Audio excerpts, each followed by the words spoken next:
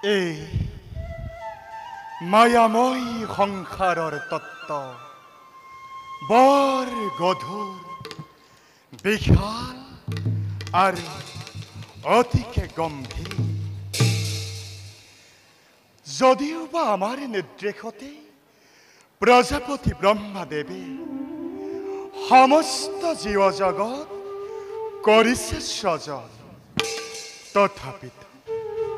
তথাপিতো তেওঁ আমাৰ মায়াৰ অন্ত লাভ কৰা নাই আমাৰ মায়াত স্বয়ং মহাদেৱো বন্দী হৈ ৰয় দুৰ্ভেদ্য কালচক্ৰৰ আমি গৰাকী আমাৰ ইচ্ছাতেই হয় সজন সৃষ্টি স্থিতি আৰু প্ৰলয় অথবা সংহাৰ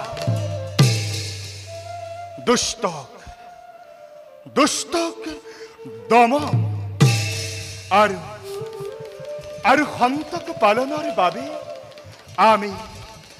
আমি যোগে হওঁ অৱতাৰ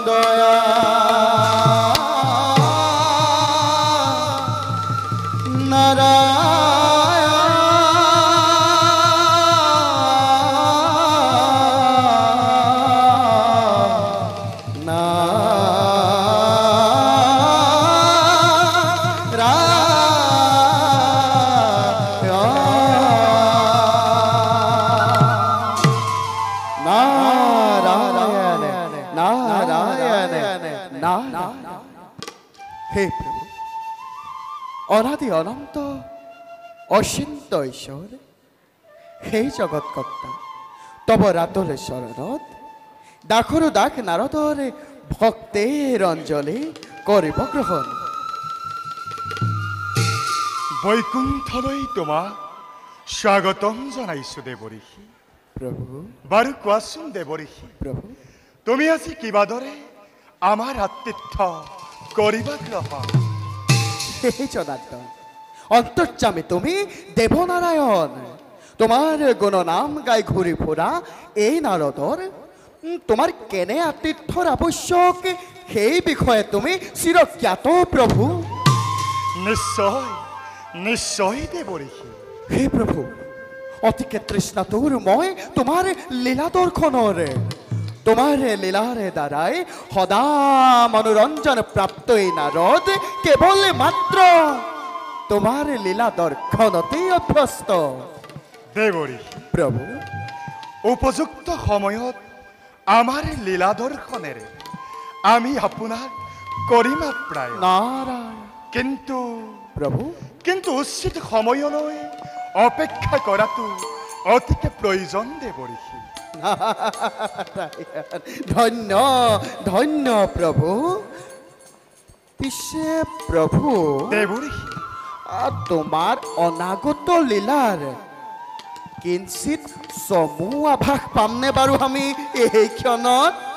দেৱঋষি, প্ৰভু, তুমি তুমি বৰ চতুৰ। নাৰায়ণ নাৰায়ণ নাৰায়ণ। শুনা দেৱঋষি, প্ৰভু, এইবাৰ ভাবিছো আমি আমাৰ নতুন লীলাৰ সূচনা দেৱৰাজ ইন্দ্ৰৰ পৰাই কৰিম আৰম্ভ। নাৰায়ণ, দেৱৰাজ ইন্দ্ৰৰ পৰা? হয় দেৱঋষি। দেৱঋষি, আমাৰ এই বিশাল সৃষ্টিৰ অপূৰ্ব সৃষ্টি মানৱৰ চিৰপূজ্য দেৱতা মণ্ডলী। কিন্তু প্ৰভু, কিন্তু পূজ্য বা বৰিষ্ঠজনেই যদি অহংকাৰে মত্ত হৈ কৰে বৰ্বৰ আচৰণ, তেন্তে তেন্তে দেৱঋষি, প্ৰভু, ৰব জানো পূজ্যতাৰ মান, আৰু হব জানো এই জগত কল্যাণ। কিন্তু প্ৰভু, যে দেৱেন্দ্ৰই অহংকাৰত মত্ত হৈ দেৱগুৰু বৃহস্পতিকো কৰে অপমান, কি উপায় ৰে প্ৰভু তেনেখেনে দেৱেন্দ্ৰক উচিত শিক্ষা কৰিব প্ৰদান? দেৱঋষি, প্ৰভু, অহংকাৰী মদগৰ্বী দেৱেন্দ্ৰৰ দৰ্পশূন্য কৰাবৰ বাবে আমি নতুন লীলাৰ কৰিম সূচনা। নাৰায়ণ। আৰু ইয়াত কিন্তু প্ৰকাশ পাব আমাৰ ভক্তিৰ মহিমা। নাৰায়ণ নাৰায়ণ নাৰায়ণ। হে প্ৰভু, দেৱঋষি, এই সমগ্ৰ জীৱ জগত তোমাৰ ইচ্ছাতে চালিত হয়, তেনেস্থলত এই নাৰদনো কি যে প্ৰভু তোমাৰ লীলাৰে মহিমা বুজিব? দেৱঋষি, প্ৰভু, আমাৰ নতুন লীলা আপোনাৰ অবিহনে একেবাৰেই অসম্পূৰ্ণ। নাৰায়ণ। সেইহেতু দেৱঋষি, প্ৰভু, উচিত সময়ত আপুনি উপস্থিত থাকি দিহা পৰামৰ্শ আপোনাৰ আমাৰ অতিকে প্ৰয়োজন দেৱঋষি। ধন্য প্ৰভু, ধন্য। হে প্ৰভু, তোমাৰ শ্ৰীমুখৰ সুমধুৰ বাণীৰে এই নাৰদৰ জীৱন ধন্য কৰিলে প্ৰভু। বাৰ প্ৰভু, দেৱঋষি, পুনশ্চ তব ৰাতুল চৰণত প্ৰণিপাত জনাই এই দাসে এবে মাগিল বিদায়। ঈশ্বৰ পৰম বিষ্ণু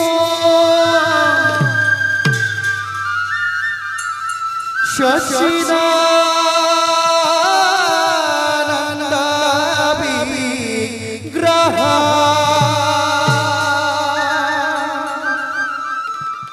অনাদি হৃদয় গোবিন্দ সৰ্বকাৰণ কাৰণ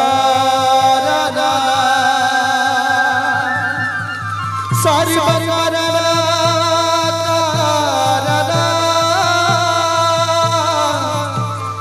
সৰ্বকাৰণ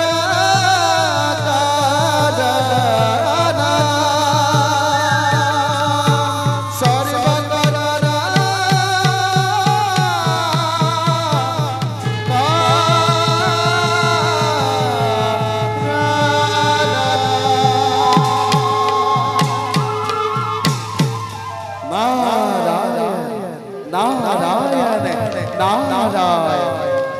হে হৰি ৰাম নাৰায়ণ নাৰায়ণ নাৰায়ণ নাৰায়ণ নাৰায়ণ নাৰায়ণ নাৰায়ণ হে নাৰায়ণ নাৰায়ণ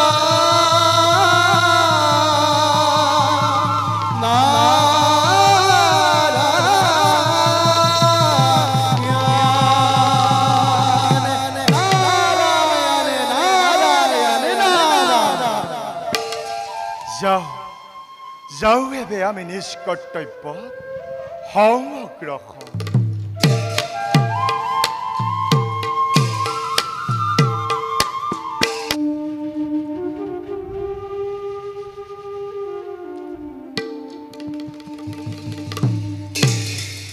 সৃষ্টি স্থিতি আৰু প্ৰলয় ব্ৰহ্মাণ্ডৰ এই তিনিও গতি চিৰন্তন ৰূপে চক্ৰবত ঘূৰিছে সদায়